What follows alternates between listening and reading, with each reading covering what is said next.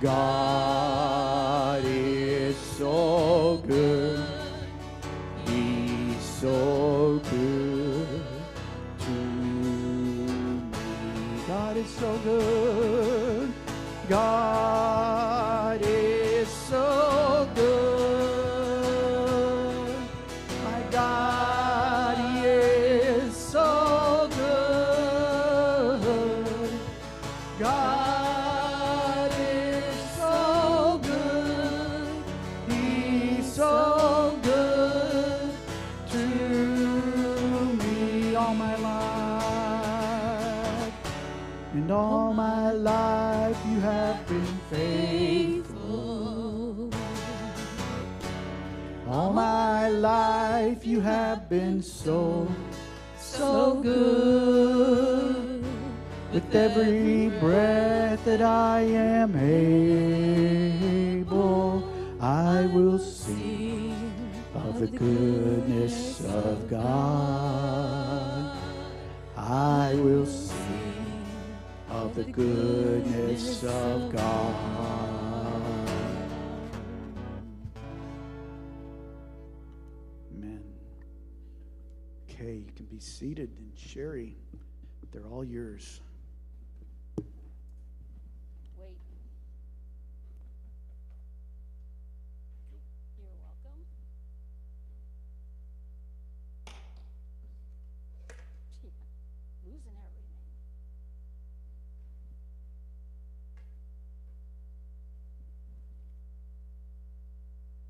All my life you have been faithful. You have been so, so good to me.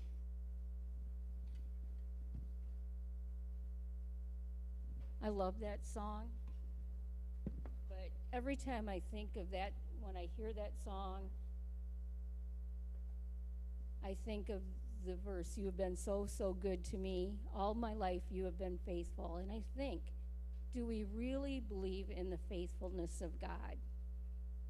Do we really believe through every single little piece of our life He has been faithful and He's been good to us?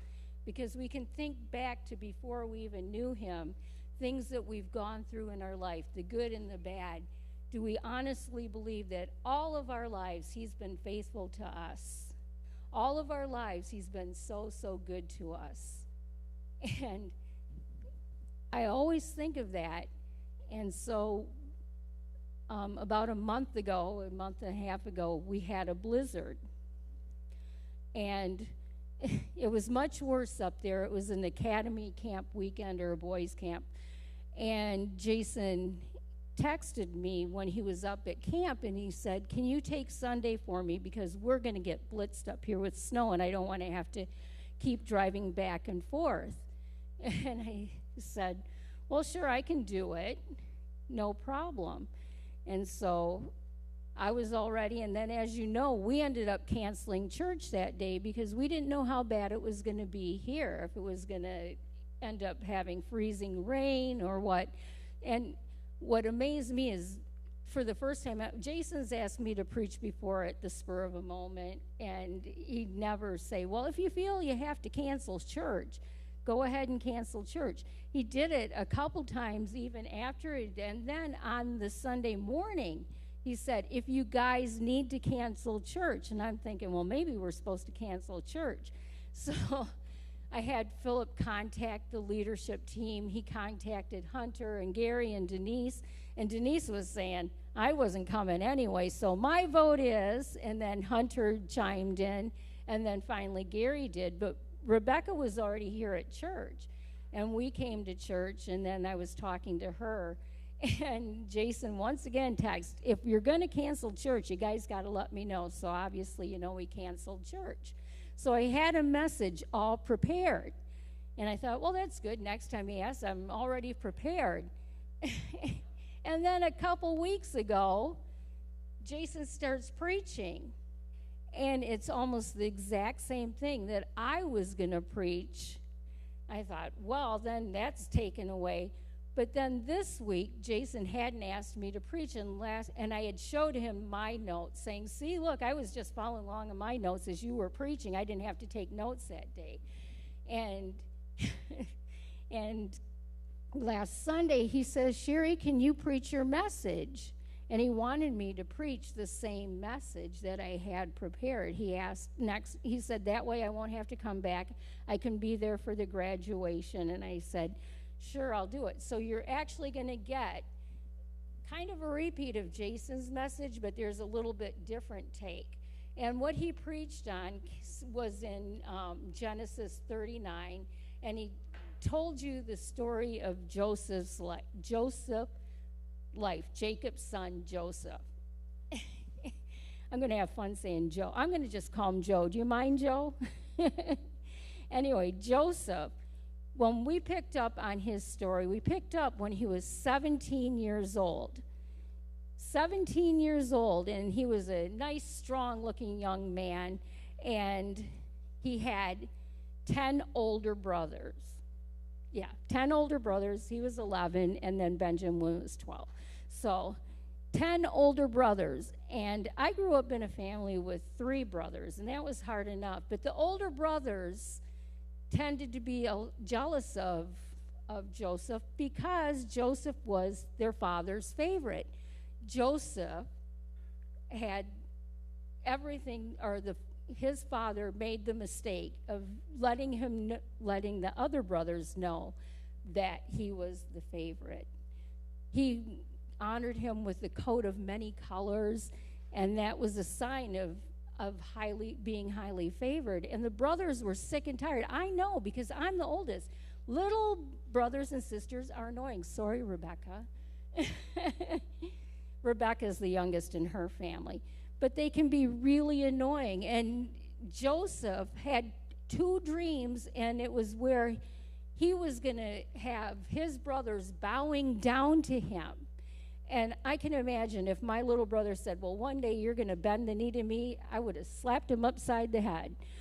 But they were upset, and they just were sick and tired of him. And one day they were out tending the sheep someplace far off, and Jacob, their father, wanted Joseph, to go and find out what they were doing. So he's like, no problem, Dad. Oh, good, another tattletale going out.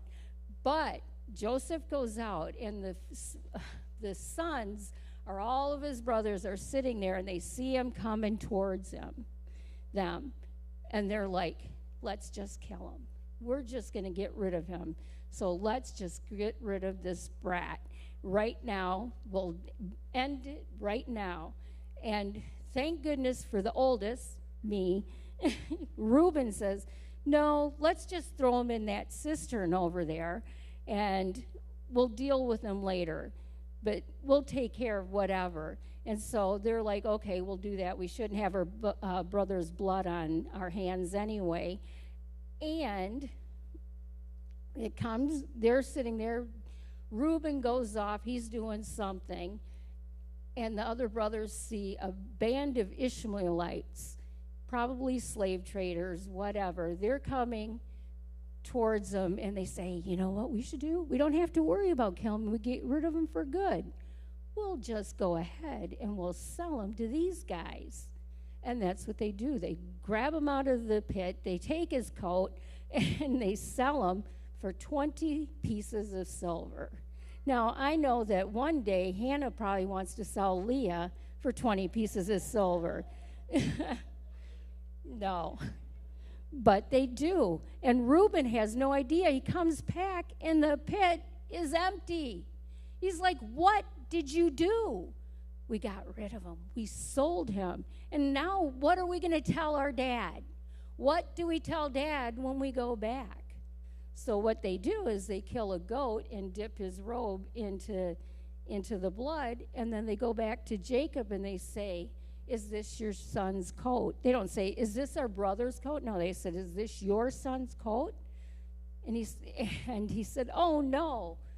Jacob goes into a great deal of mourning because he believes his son has been killed, that some wild animal has gotten him, and he's just beside himself because it was his favorite son.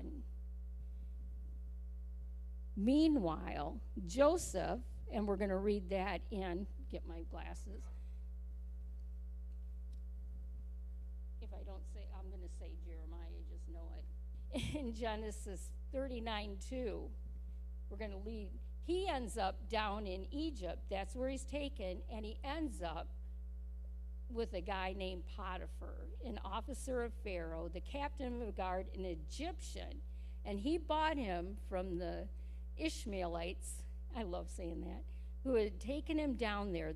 But this was the key. Here, Joseph has just been mishandled by his brothers, sold into slavery, and now he's down in Egypt, very far from home. And it looks like there's no rescue, and it seems like he's all alone. But the next part, of verse 2 from Genesis 39, the Lord was with Joseph, and he was a successful man, and he was in the house of his master, the Egyptian. I love that. Joseph, even though it seems like he's all alone, there's nothing to do, that this is the worst thing. His brothers first wanted to kill him, and then they threw him and sold him. He's down there in Egypt, a 17-year-old, and he's not alone. It says the Lord was with Joseph. The Lord was with Joseph. I love thinking about that, because as he's following God, he could have thought, because he had 2 dreams growing up, that he was going to be a leader of men. And now he's nothing but a slave boy. But he's not alone. He's not alone. The Lord is with him. And because the Lord is with him, he continues to prosper. He prospers in Potiphar's house. It's really exciting, because he gets made, instead of just being a slave boy, he ends up being in charge of things, and Potiphar trusts him with everything. He denies him nothing, and later on we'll find out there's only one thing that he's not supposed to touch, and he knows it. And as he goes on, Mrs. Potiphar starts noticing this nice young man who's 17 years old, and she thinks that she keeps propositioning him. It's like, come and sleep with me. And he's not going to do it. He said, my master has given me everything. He said, there's only one thing I'm not supposed to do, and I'm not supposed to touch you. You're the thing that's denied me, and I don't want any of you. Because how could I sin against him and betray my master that way? But even more, how could I sin against God? And she doesn't let up. You'd think she'd let up, but she doesn't, day after day. And one day she grabs him, and she grabs his robe, his outer garment, and he's not going to stay there. He chooses to run, but the coat stays. He has problems with coats. He really does. But he leaves, but that leaves behind incriminating evidence, and she tells people that he tried to have his way with her. And he ends up in prison. He ends up in prison, falsely accused. Falsely accused, and in verse 21, but the Lord, he's in prison now, but the Lord was with Joseph and showed him mercy, and he gave him favor in the sight of the keeper of the prison. And the keeper of the prison committed to Joseph's hand all the prisoners who were in the prison. Whatever they did there, it was his doing. The keeper of the prison did not look into anything that was under Joseph's authority, because the Lord was with him. And whatever he did, the Lord made it prosper. So he finds favor, and he's put in charge again. He was put in charge when he was at Potiphar's house. He was put in charge once again when he's thrown into prison. And the whole time, the Lord is with him. You would think, oh man, how can you think that the Lord's with you when you're going into prison? But the Lord was there in the middle of prison. Excuse me. So when he's been there for a while, because he's been put in charge, there were a couple of the Pharaoh's servants who had been thrown into prison. One was the baker and one was the butler. And they both had dreams, and they didn't know what the dreams meant, but one, they were just like, it was crazy. And so they told their dreams to Joseph because they thought, well, maybe he could tell them what it is. And he said, well, I can't really tell you. Only God can tell you what the dreams are, but this is what the dreams mean, because God had told him told Joseph what they mean. And so the baker had a horrible one, and he ended up being he was, yeah. And then the butler had a dream, but his was one where he was going to be released, and he was going to go back to his old job, and he was going to find favor. So Joseph said, when you get out of here, please remember to tell people about me, because he wanted to be released from prison because he had been falsely accused, and he wanted to. But of course, once Mr. Butler left, he completely forgot about him. He didn't care about Joseph anymore because he was free.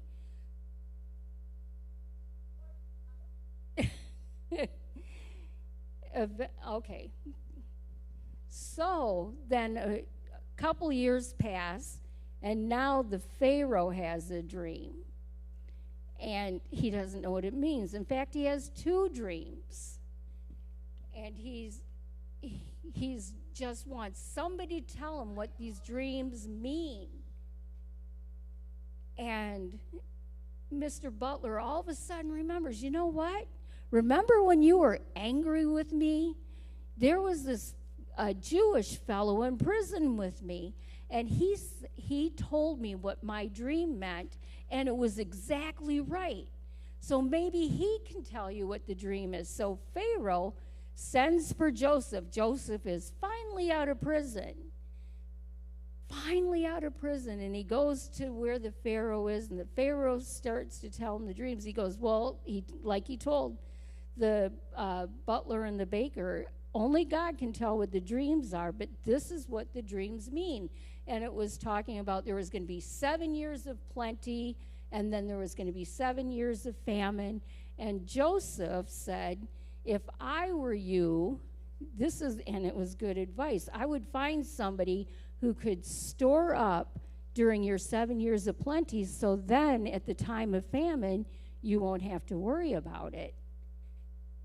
And he said, well, you said to hire somebody that you trust, somebody who would be good and somebody who would be wise. He said, who could be wiser than you, Joseph? He said, obviously, the Spirit of the Lord is with you, and he tells you, so guess what? You're in charge now. You're in charge. He made him to be the second highest ruler. The only person who could be higher than him was Pharaoh himself. He had access to everything. So he's gone from being an annoying little brother to sold into slavery to falsely accused to being in prison, and now he's the ruler of men. And he has access to everything except he's just below the king. And the Lord is with him and made him prosper and helped him through everything. So the 7 years of plenty come, the plan's put in place. Egypt has plenty of grain and food, and it's good time in Egypt. But meanwhile, back in Joseph's homeland, it's not so great. And Jacob, his father, tells the brothers that sold him into slavery, they don't know where he's at, but they said, go to Egypt. Jacob said, go to Egypt and purchase some grain for us so that we can live. And so they send the brothers, and lo and behold, they come before Joseph. Joseph recognizes them, but they don't recognize him because he was a 17-year-old annoying little brother the last time they saw him. And he looks like an Egyptian now. He doesn't look like a Hebrew. So they come before him, and he uses an interpreter, so they think that he truly is Egyptian.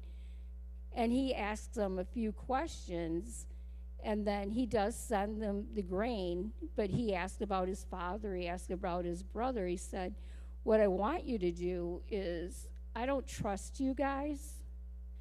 I think you guys are all spies. So I want you to leave one of you guys here and bring back your youngest brother, Benjamin. I just want you to prove to me that your story is true. So they leave Simeon. He's going to be there. He said, okay, I'll do it. And they take their bags of grain. Well, one guy opens their bag of grain, and all of their money is in the bags, and they're thinking, we're being set up. What is this guy doing to us? So they go home, and then when they empty all of their bags of grain, all of the money that they had taken to pay for it was in the bags of grain. And they tell Jacob what happened, and they said, we had to leave Simeon, and we can't get Simeon back, and we can't go back at all unless we take Benjamin, and we have to take Benjamin back because he thinks we're all spies. And Jacob's like, no way, I'm not going to send. I've already lost Joseph. You guys lost him, and then you leave Simeon, and now you want to take Benjamin? No, I'm not going to let you guys do that. So they go on, and that's how they just go back to life. And then one day they run low on grain, and then Jacob says, you have to go back and get some more grain. And they're like, we can't go back, we told you. And Judah steps up, and Judah said, listen, Dad, if we're going to go back, we're going to have to take Benjamin. I will put myself on the line. If we don't bring him back, you can take my life. But we have to have Benjamin. And finally, Jacob relents. He says, yes, go back. And they go back, and they're brought before Joseph. And Joseph becomes very emotional. Thank you. He sees his brother, he sees his younger brothers, and he's just overcome. He begins to weep with great emotion. But he also has some shenanigans because he's like, okay, now you've done this, so I'm going to let you go back. But he puts his silver cup in Benjamin's bag. And it's just at a different time. And then they go and then they say, see, we told you, why would you do something like that? Now I have to keep Benjamin. Now you have to keep him. But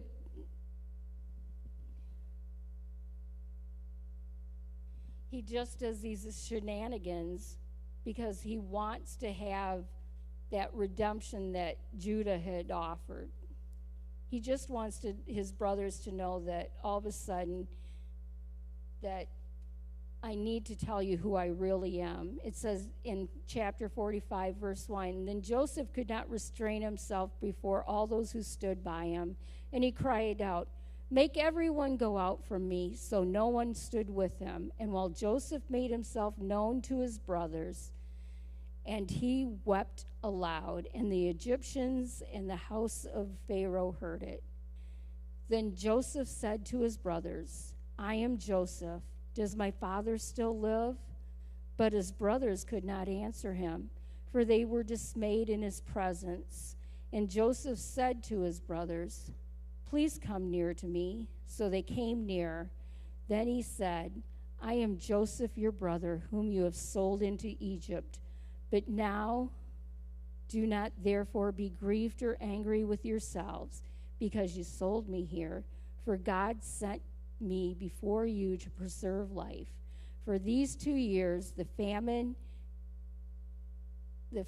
has been in the land, and there are still 5 years in which there will be neither plowing or harvesting. And God sent me before you to preserve a posterity for you in the earth, and to save your lives by a great deliverance.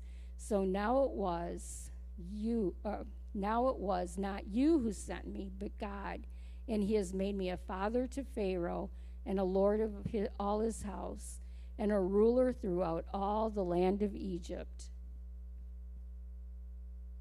Now they know that Joseph is alive and that he has saved their lives, and it's not their fault that he is where he is, because it was God who sent him there. It was God who sent him there to save lives. And I love it, because the next thing he does is he said, go get Dad. Go get Dad. Go get my father. I want him here. And you guys come here. And he makes a way where they can come to the land of Goshen, and they live there. And it's just, it's a good time, because they get to grow as a family. And Jacob is nearing the end of his life. And I think he lives another 17 years. I'm not sure the exact amount of time. But it's time for him, as he puts it, to go to the land of his fathers. And he takes the time to bless all of the sons, and he blesses Joseph's 2 sons. And then he ends up dying.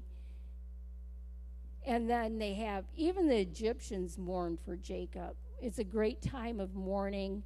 And after that happens, now the brothers have it in their head that, you know what, Joseph might just have been pretending the whole time that he forgave us.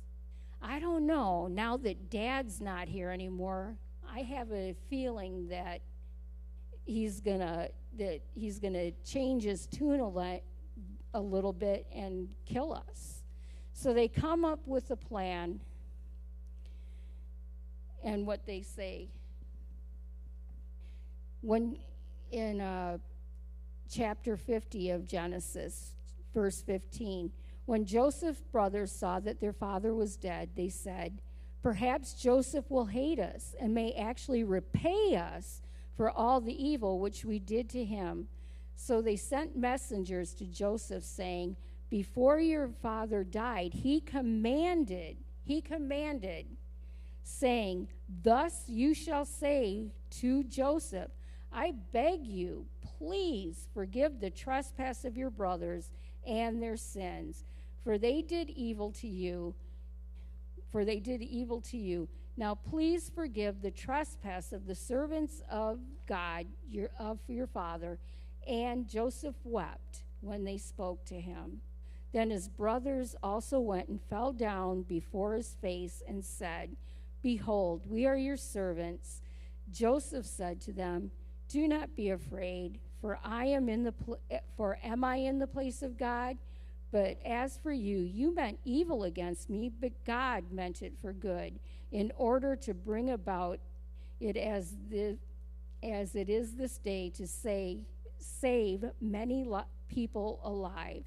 Now therefore, do not be afraid. I will provide for you and your little ones. And he comforted them and spoke kindly to them. Joseph chose mercy. He chose forgiveness. And I think of all they did to him, and they were right. He could have hated them. He could have demanded justice. And these days we hear a lot about justice. Here it is. A lot about justice, because we've seen many crimes. I know right now a lot of people, they're having investigations, and they're going to charge a few people, especially with things that happened during COVID, where we were lied to by a lot of people, where it's coming out that they were hiding and destroying evidence. And a lot of people have wanted justice, because they had people who may have passed away or were injured by different things.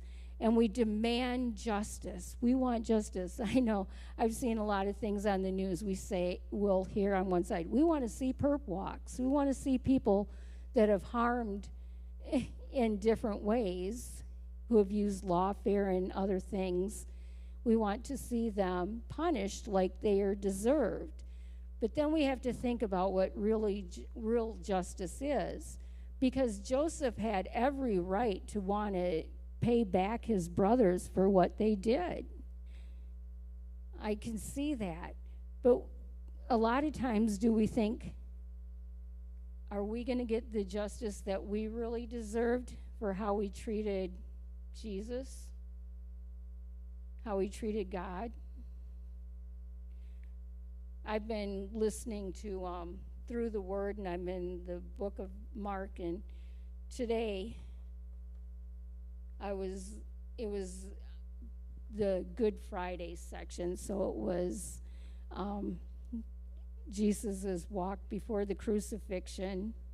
And I was thinking, and when you read it and you don't hear it, it can be so benign. You can just read the words and you can hear that they spit upon him, that they pulled his beard out, but you don't really get the whole story. You can't see it. But at the time when Jesus, when he's up there and they're saying, when Pilate was trying to decide whether or not to release him, and the people were ginned up yelling, crucify him, and then as he went through the streets, the mocking went on, and they're spitting on him. And I think of one I've seen, there was a couple of times in baseball games where somebody had spit on another player, and I think, well, that's gross, but I'm thinking about thousands of people spitting on him. People, the soldiers grabbing his beard just to cause more pain, and then spitting in his face. And I think, boy, wouldn't you want justice against that? Think of how Jesus chose to basically ignore that and still look through with eyes of compassion. He chose that mercy instead of, he could have just one word wiped him completely out. They had that old song, I don't know if Philip remembers that song. He could have called 10,000 angels. That's an old song, but it was. On the cross, he could have called 10,000 angels and they could have taken him down, but he didn't, because even though he could have wanted to have that justice, he chose mercy. And I was reading in one of these books, Janet, you read this book, and in this chapter, it's called Bats and Cockroaches, Justice and Mercy. And he was thinking of Micah 6:8, and Micah 6:8 is, and what does the Lord require of you? To act justly, to love mercy, and to walk humbly with your God. Justice and mercy are really kind of at odds with each other, because justice means making sure a wrong doesn't go unpunished, and mercy kind of means that a wrong does go unpunished. So how do they both end up in the same verse? We tend to think that when I've done wrong, I want mercy. But when I've been wronged, I want justice. We need to look at it as, when I've done wrong, I will act justly. And when I've been wrong, I will respond with mercy. Joseph chose mercy. He knew that it was God's plan for him to go through all of that stuff. He knew that all of his life, God had been with him, that God was faithful, and he could truly sing the goodness of God, because he saw it through everything. He didn't let another roadblock make him think God was not good. He just kept going and trusted God's plan, trusted God's timing, and then at the very end of his journey, basically, he could tell them that what you did was meant for evil. You honestly thought it was going to be for evil, but God used it for good. And I believe that God does that for us. He understood God's faithfulness, and I pray that we will all understand God's faithfulness, that in times when we're going through struggles and we may have something that seems so unjust to us, that we will choose the mercy, that we will choose to pray for those that are seemingly our enemy, to love those who just seem that they're against us. They're so lost. There are so many lost people in the world, and they've chosen to listen to the lie that the enemy will tell each one of us each and every day, that either God doesn't want us to know, like he did back in the garden, oh, you can't eat from the tree, that God's trying to keep us from something. But God is sending boundaries for us that will keep us safe in him. And so I pray that you will choose mercy, and that we will choose to pray for our enemies, pray for those who abuse us. We don't have to like them, but we should pray for them. It's not always an easy thing to do, because we don't want to take the place of God. When we want our justice, when we want to punish somebody else, we're taking what really is God's. God has said in his word that vengeance is mine and I will repay. And that's what we have to trust in, that he will take care of it, and that we will choose mercy. So I'm going to close us in prayer, and then we're going to sing one last song, because Melanie is going to turn off the thing. We're going to use a YouTube video. And then we will be dismissed. So Heavenly Father, we just thank you for this time that we've had together. I thank you that you've shown us that all of our life you have been faithful, and that you are just and you are merciful. And I pray that we will walk in your justice and mercy, that we will extend mercy wherever we see it, that we will extend grace, and that we will give you praise and honor in all that we do. In Jesus' name, amen.